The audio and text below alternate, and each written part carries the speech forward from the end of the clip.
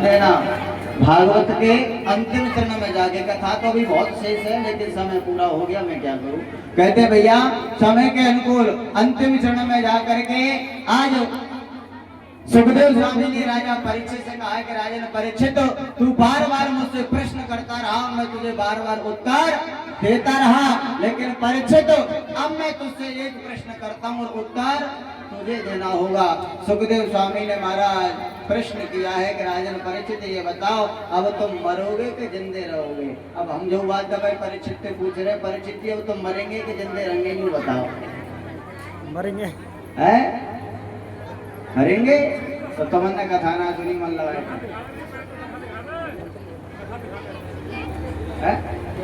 भैया।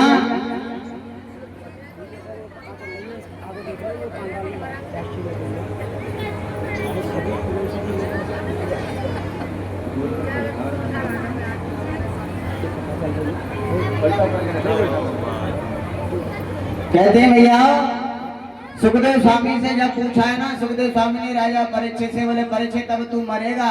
हमारे परीक्षित जी तो कह रहे हैं कि मरेंगे, जबकि उस परीक्षित ने कहा था कि गुरुदेव मैं तो ऐसा तत्व हूँ जो मेरा जन्म ही नहीं हुआ तो मैं मरूंगा कहां से, क्योंकि मैं शरीर नहीं हूँ, मैं आत्मा हूँ। और आत्मा को नैनम छिदन्ति सहस्त्राणि नैनम दहति पावका ना चैनम क्लेशदन्त्यापो ना शोषयति मारुता। मैं एक आत्मा हूँ, मैं एक शरीर नहीं हूँ। शरीर का जन्म लेना और मरना बताया है, आत्मा ना जन्म लेती है ना आत्मा मरती है। आत्मा का आना जाना बताया है, आत्मा का जीना मरना नहीं बताया है। तो परीक्षित जी तुम एक आत्मा हो, शरीर नहीं हो, मरता शरीर है, आत्मा कभी नहीं मरती है। जब ऐसे उत्तर हुए महाराज, आज सुखदेव स्वामी राजा परीक्षित से प्रसन्न हुए, आनंदित हुए। और श्रोताओ हम भी अपने परीक्षित जी से बड़े प्रसन्न और बड़े आनंदित हैं। हमारे परीक्षित जी वास्तविकता में बड़ा सुंदर स्वभाव लगा हमें परीक्षित जी का। हमने परीक्षित जी से कड़वे शब्दों का प्रयोग भी किया है, लेकिन फिर भी हमारे परीक्षित जी महाराज ने बड़ा ही हमारा सम्मान और आदर रखा। तो कहते भैया राजा परीक्षित ने सुखदेव स्वामी का पूजन किया और पूजन करवा करके वहां से सुखदेव स्वामी चले गए। अंतिम चरण में तक्षक सर्प आया है और जैसे परीक्षित को डसने लगा, उससे पहले परीक्षित की आत्मा परमात्मा में जाकर के विलीन हो गई थी। भैया देखो बार बार निवेदन करें, कथा तो अथाह है, पर एक बात बोल दें, समस्त वेद पुराणों को सार है भागवत महापुराण। ध्यान देना भैया, बुजुर्ग बैठे हैं, समस्त वेद पुराणों का सार है भागवत महापुराण। और भागवत महापुराण का सार और सुन लो कि भागवत महापुराण का सार क्या है। अष्टादश पुराणेषु व्यासस्य वचनम तुम परोपकार पुण्याय पापाय पढ़ो पीड़नम। भागवत महापुराण का सार यही है भैया। 18 पुराणों के अंतर्गत केवल 2 चीज याद रखना। 18 पुराण याद रहे या ना रहे, लेकिन 18 पुराणों में से केवल 2 चीज याद रखना। बोले कौन से? अष्टादश पुराणेषु व्यासस्य वचनम तुम परोपकार पुण्याय। कौन सा याद रखना है? परोपकार और पुण्याय। दूसरों के साथ जितना हो सके उतना परोपकार करना। 3 दुखी गरीब बहन बेटी की शादी में सहयोग करना। कचुना हो जाए चाट बेटे फिर कुएं के कचुना है रो, शाम को खाए और सवेरे बराबर। निवेदन यही है भैया। अष्टादश पुराणेषु व्यासस्य वचनम तम परोपकार पुण्याय पापाय परपीड़नम। जितना हम लोग धन इकट्ठा करते हैं और स्वयं इकट्ठा करके स्वयं भोजन कर लेते हैं, ये भंडारा दान में नहीं लगता है, जबकि दान में लगता है। किसी गरीब बहन बेटी की शादी हो उसमें सहयोग करें, कहीं अबला गाय इधर उधर भटक रही हो उस अबला गाय के लिए खाने पीने की सुविधा करें। कोई इधर उधर वृद्ध माता किसी ने त्याग दी है, उस वृद्ध माता का सहयोग करें। अष्टादश प्राणेषु व्यासस्य वचनम तुम परोपकार पुण्याय पापाय परपीड़नम। और पाप उसे कहते हैं जिंदगी में एक प्रयास करना भैया। मैंने तुम्हें 7 दिन में क्या सुनाया क्या नहीं सुनाया, कौन सी कथा सुनाई कौन सी नहीं सुनाई, कौन सी शेष रह गई, उस पर ध्यान मत देना। केवल मेरी एक बात पर अवश्य ध्यान देना भैया। ऐसा कोई कर्म अपनी वाणी के द्वारा, अपने हाथ पैरों के द्वारा, अपने शरीर के द्वारा ऐसा कोई निंदनीय कर्म मत कर देना, ऐसा कोई निंदनीय हादसा मत कर देना जिससे किसी गरीब बहन बेटी की या किसी गरीब भाई की या किसी गरीब बाप की या किसी गरीब माँ की आत्मा रो जाए। ऐसा कोई निंदनीय कर्म मत करना। बाकी तुम पे जो हो रहा है वो करते रहो, जो ना हो पाए मत करना, लेकिन प्रयास यही करना कि हमारी वजह से किसी गरीब की दीन दुखी आत्मा ना हो जाए। ध्यान रखना प्यारे, अगर हमारी वजह से किसी की आत्मा रो गई ना तो वो परमात्मा भी तुम्हें बचाने वाला नहीं है। तो श्रोताओ, सुखदेव स्वामी ने बहुत कथाएं श्रवण कराई और मुझ पर भी जैसा बन पड़ा मैंने आप लोगों को श्रवण कराया है। देखो, मेरे गुरुओं ने, साधु संतों ने, मेरे माता पिताओं ने, मेरे बुजुर्गों ने हमें बहुत कुछ सिखाया था। ध्यान देना भैया, हमारे गुरुओं ने, हमारे माता पिताओं ने, अब पिताओं तो खैर कुछ नहीं सिखाया हमारे ने, लेकिन उनके गुण हमारे अंदर आए हैं, क्योंकि हमारे पिताजी उस समय गुजरे थे जिस समय हमारी आंख भी ढंग से नहीं खुलती थी। केवल एक वृद्ध माँ थी, उस वृद्ध माँ ने हमें पढ़ा लिखा कर इस मंजिल तक पहुंचाया है।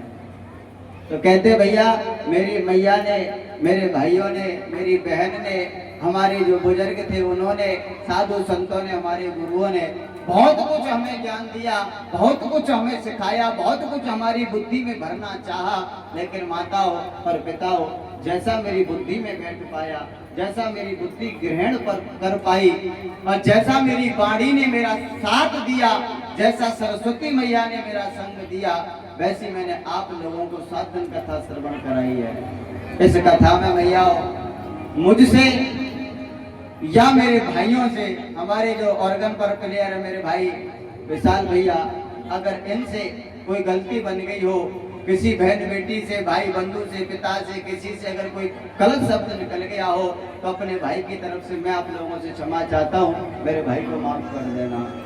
अगर मेरे ढोलक वाले भैया दीपक भैया रायवा से, वास्तविकता में बड़े सुंदर ढोलक बजाते हैं हमारे भैया, इनकी तरफ से भी अगर किसी के लिए कोई कड़वा शब्द निकल गया हो तो उनकी तरफ से भी मैं आप लोगों से माफी चाहता हूँ, मेरे भाइयों को क्षमा कर देना, अपना बेटा समझ करके, भाई समझ करके। हमारे जो पैड बजा रहे भैया माधव शास्त्री, अच्छे शास्त्री हैं, ये भी पंडिताई करते हैं, ब्राह्मण ही है, लेकिन यहाँ आपकी कथा में पैड बजा रहे हैं। तो कहते भैया उन्होंने भी बड़ा सुंदर पैड बजाया। इन भैयाओं से भी अगर कोई गलती हो गई हो, कोई भूल हो गई हो, तो उस भाई की तरफ से भी मैं आप लोगों से क्षमा चाहता हूँ हाथ जोड़ करके। हमारे दो आचार्य, एक आचार्य जी को तो आप जानते हैं, आपके बगल के ही हैं, हमारे दिनेश भैया जी कथा के अच्छे प्रवक्ता हैं, ये भी भागवत कथा बाँचते हैं, राम कथा बाँचते हैं। दिनेश भैया जो बैठे हुए हमारी बगल से, तुम्हारे बगल के गांव के हैं, भरंगरपुर के बगल, भरंगरपुर गांव है, उदरा चकसाने के पास में, वहीं के हैं। और बड़ा स्वभाव अच्छा है मेरे भैया का। मुझसे मिले हुए भैया की और हमारी मुलाकात को हुए लगभग सन 15 की हमारी दोनों भाइयों की मुलाकात है।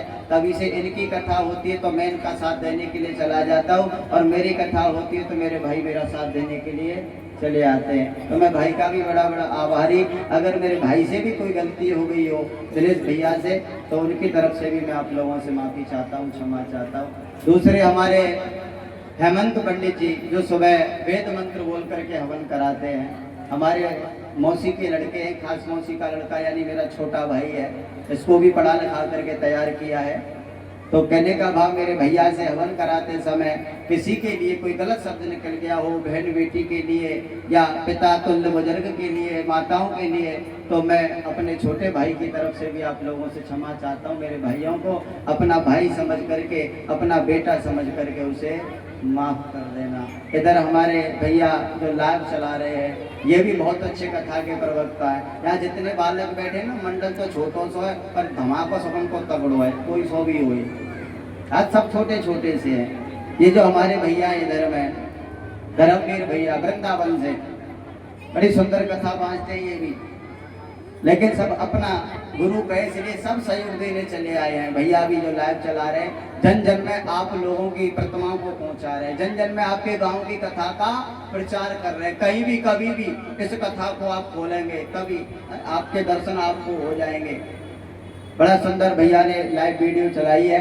तो भैया की तरफ से भी अगर किसी के लिए कोई आहत पहुंच गया हो, कोई कष्ट हो गया हो, तो मैं भैया की तरफ से भी आप लोगों से क्षमा चाहता हूँ, माफ़ी चाहता हूँ। और सबसे लास्ट में मैं चाहूँगा हमारे जो साउंड वाले भैया हैं, साउंड चला रहे हैं, इन भैया से भी अगर कोई भूल हो गई हो, त्रुटि हो गई हो, तो साउंड वाले भैया को भी माफ़ करना, अपना भाई समझ करके, अपना बेटा समझ करके। लेकिन भैया इन सबन ने माफ़ कर दियो और मोय माफ़ मत करियो।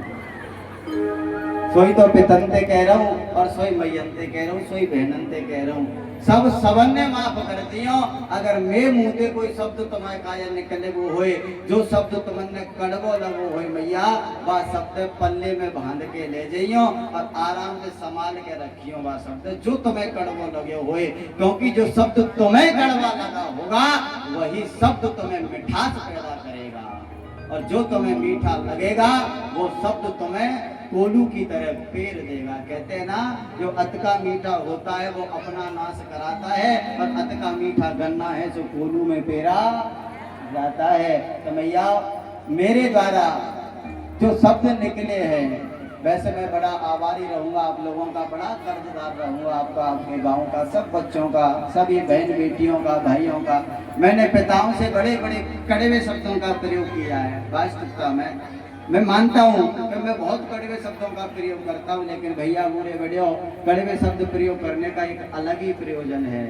जो संत की श्रेणी के लिए चल देता है ना, जो संत बनना चाहता है, साधु की श्रेणी पाना चाहता है, वो मोह का त्याग करता है और क्रोध को धारण करता है। वो अगर मोह करता रहेगा, अगर हम तो गांव गांव जाते हैं मैया, गांव गांव हमारा तो काम ही है, लगातार अभी इसी सीजन में 5-6 कथा चल रही है तुम्हारे यहाँ, लगातार प्रोग्राम चलते रहते हैं आप लोगों के आशीर्वाद से, सहयोग से।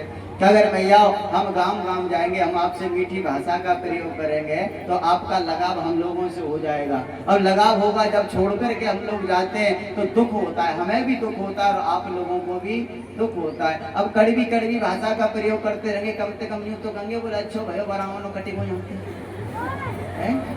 दुख तो नहीं होगा ना। तो भैया निवेदन यही है हमारे बुजुर्ग पिताओं से भी। वास्तविकता में मैंने बड़े कड़वे शब्दों का प्रयोग किया, लेकिन फिर भी हमारे पिताओं की, हमारे बुजुर्गों की जनसंख्या बढ़ती चली गई।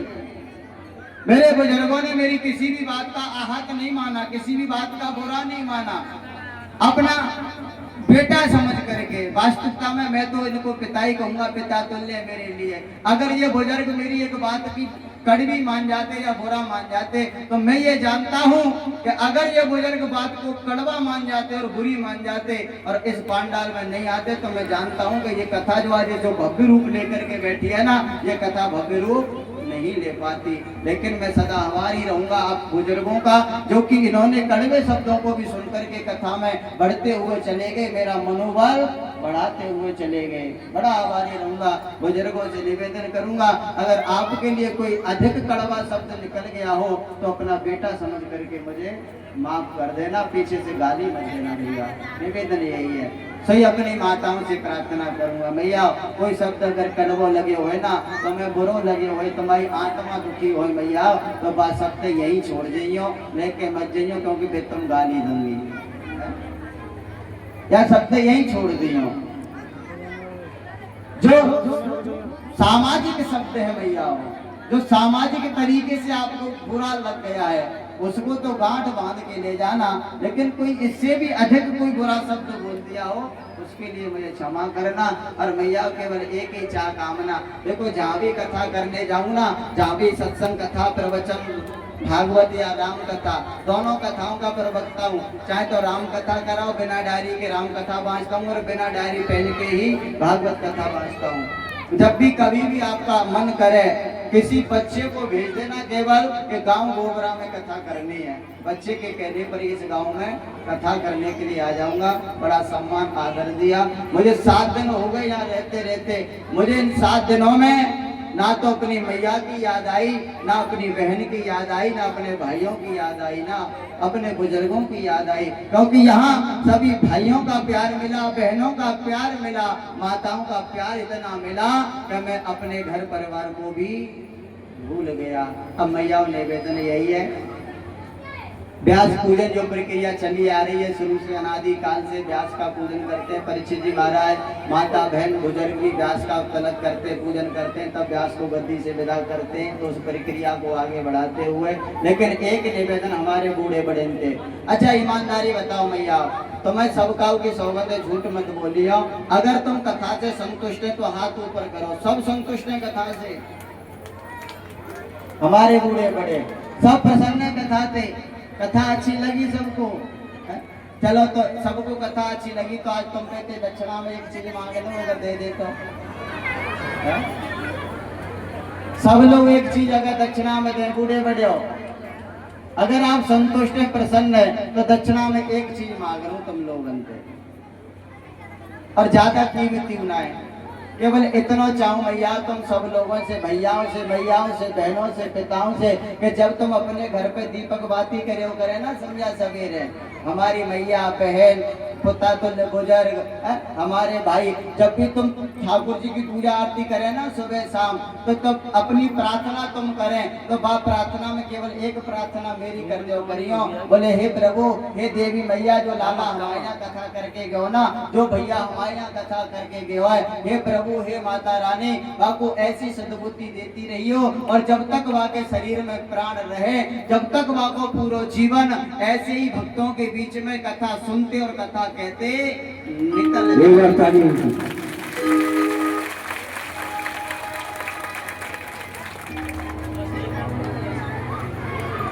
भगवत प्रेमियों, आज 7 दिन हमारे आचार्य महोदय व्यास महाराज जी ने आपको इतना ज्ञान दिया कि हम लोग इसको अगर इसका जीवन में सदुपयोग करेंगे, पूरी ताकत के साथ, जोश के साथ और वास्तविकता के साथ आपको ज्ञान दिया है, अगर इसको सार्थक पूछेंगे, व्यर्थक नहीं सार्थक, तो आपको कुछ न कुछ इसमें सच्चाई मिलेगी।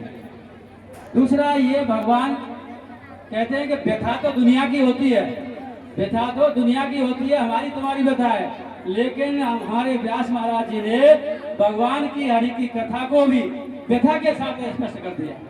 ये सबसे बड़ी आपकी बात। और इतना बड़ा आप इनके, मैं ग्राम सभा गोबरा की तरफ से व्यास मंडल और आचार्य की सबको मैं बधाई देता हूं, और इन्होंने अपना ज्ञान दे करके हमको आगे के लिए अग्रसर किया और हमारे जीवन में सुधार लाने के लिए राष्ट्र का मार्गदर्शन किया। हमारा पांडव, हमारी ग्राम सभा, हमारे भक्तगण, हमारी माता बहनाएं, इनको तालियों के साथ स्वागत करें। धन्यवाद। जय श्री कृष्ण, जय श्री राम। तो ये